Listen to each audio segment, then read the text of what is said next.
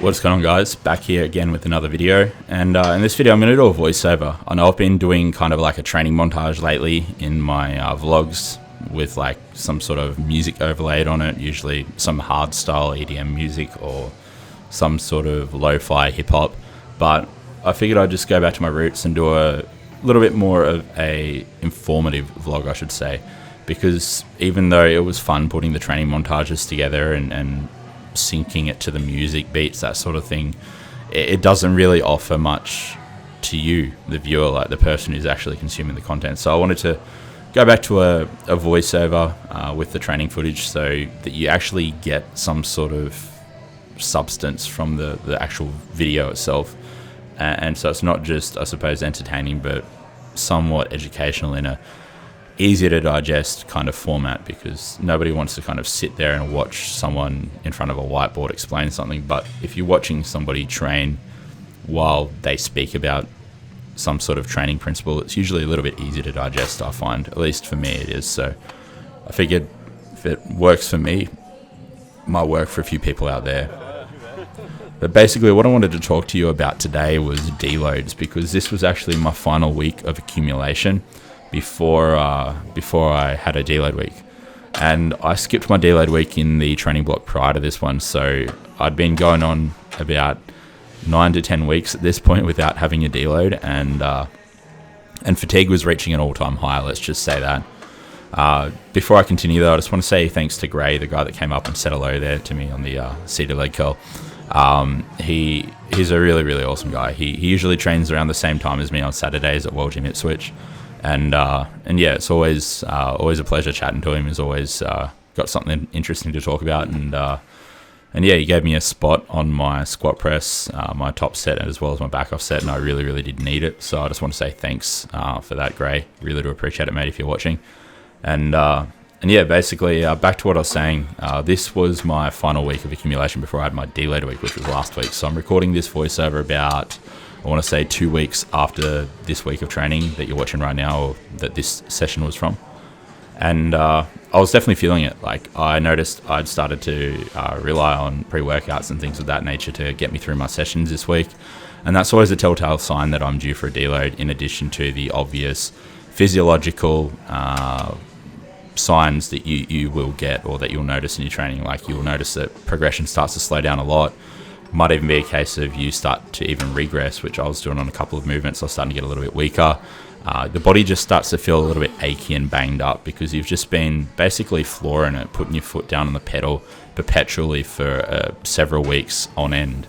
And although we want to continue to push harder and harder and harder and go balls to the walls every week, it's important that we acknowledge that we're only human, and we aren't invincible, and we can't just keep pushing no matter how much we might want to do it. Like, it doesn't matter how much grit, how much of a badass attitude you think you have, or how hardcore you think you are. Like, everybody does need deloads from time to time, and more often than not, if you're a hard trainer, like if you train quite hard in the gym, I should say, there's a chance that you probably overshoot the actual accumulation phases a bit, and probably don't have deloads as soon as you should.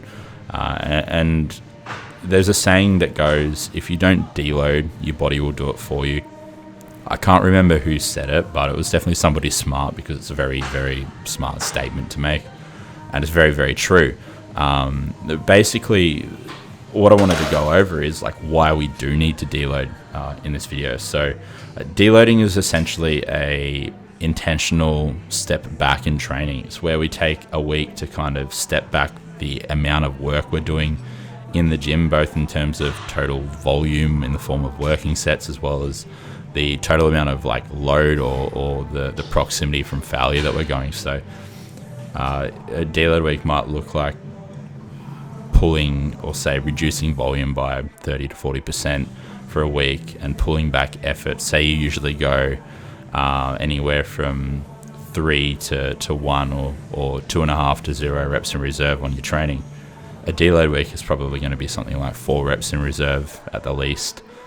So that's kind of a little bit of a rough idea as to what a deload kind of looks like if you're kind of new to this, but it's basically an intentional week of easier trainings where you intentionally, deliberately dial things back, and it allows your body to get some additional recovery in, essentially, because there's a thing called the fitness fatigue model, and this is basically where deloads kind of came about, because when you look at what the fitness fatigue model means, essentially fitness meaning all the positive adaptations or effects and outcomes of weight training, and then fatigue represents all of the negative adaptations or effects of training, I should say.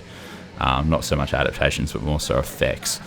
So when you're training hard, week to week to week, like back to back to back, you're accumulating fatigue gradually, but in the beginning, you're creating or you're generating adaptations and getting positive outcomes that outweigh or, I suppose, overshadow the fatigue that's building up, if that makes sense. But as you continue on that trajectory, as you continue to progress week to week, eventually that rate of fatigue starts to catch up, and it eventually even overtakes the positive adaptations, the positive traits. So you can kind of, if you're going to look at it like, I suppose, in a very, very visual analogy, you can think of two race cars on a racetrack, and you're watching them from like a bird's eye view.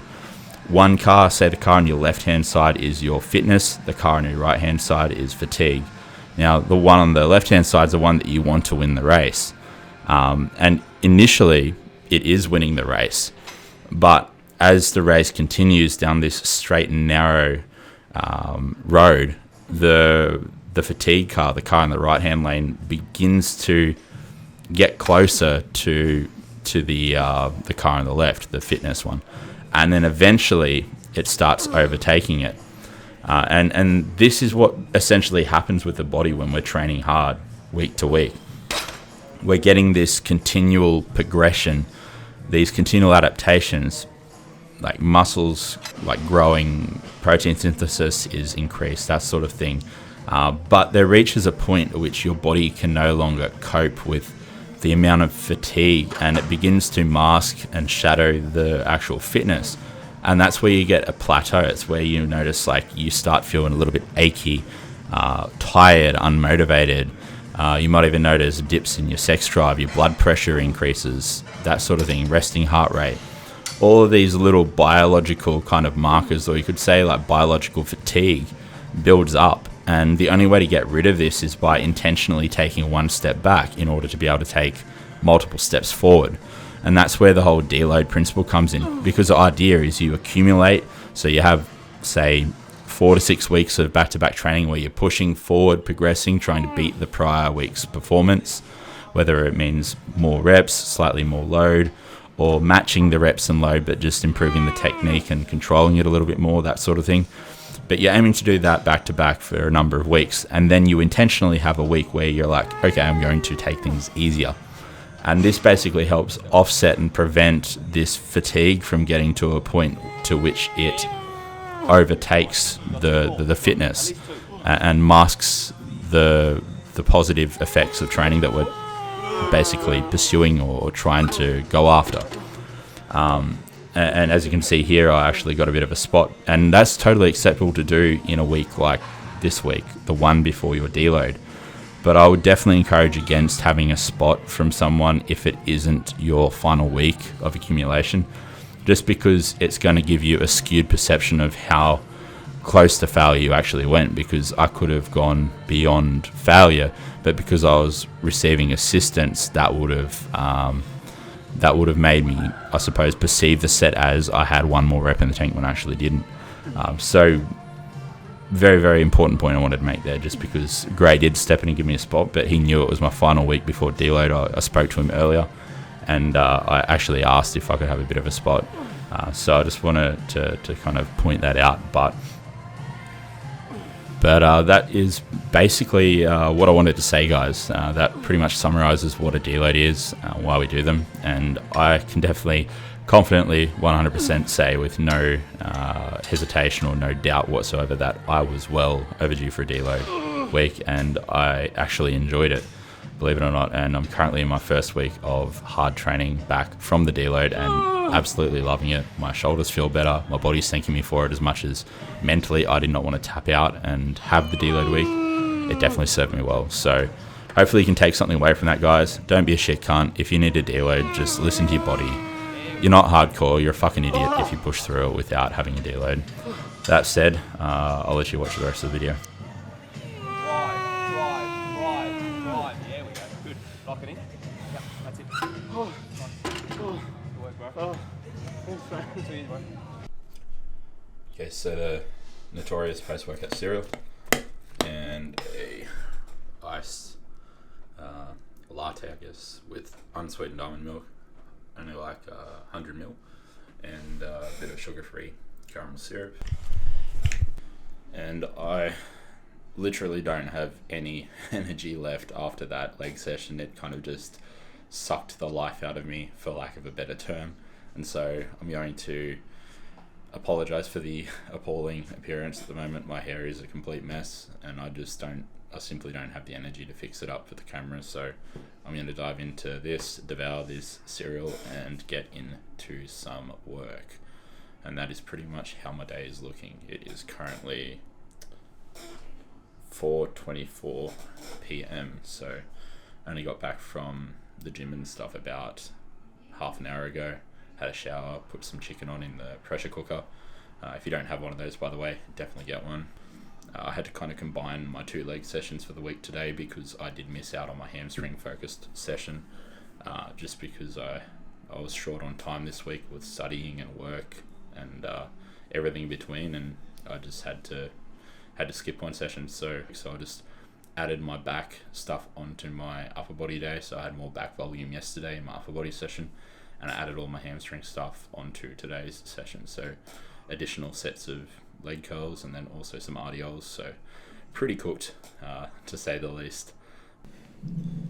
Sunday, 1 p.m. Razak the Defiler is no ordinary hunter. The enemy is preparing for war. It will begin in the east. His mind is set upon that mountain. Where are you going? But if you have watched this far, guys, if you did make it this far, guys, comment down below pancakes, so I know you actually did watch the full video and got to this point. And yeah, with that said, I'll see you in the next video. But till then, like the video, subscribe if you haven't already, and enjoy your weekend.